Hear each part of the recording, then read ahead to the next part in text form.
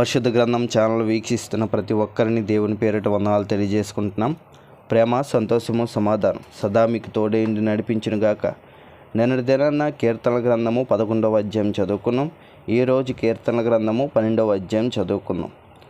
యెహోవా నన్ను రక్షింపుము, భక్తిగల వారు లేకపోయిరి, విశ్వాసులు నరులలో ఉండకుండా గతించిపోయిరి.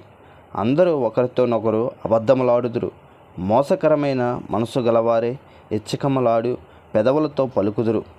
యెహోవా ఇచ్చకములాడు పెదవులన్నిటినీ, బింకములాడు నాలుకలన్నిటినీ కోసివేయును.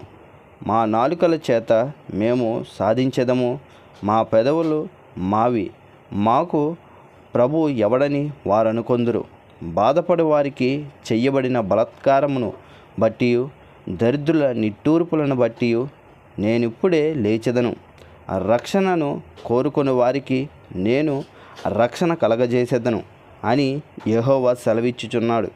యెహోవా మాటలు పవిత్రమైనవి, అవి మట్టి మోసలలో 7 మార్లు కరిగి ఊదిన వెండి అంత పవిత్రములు.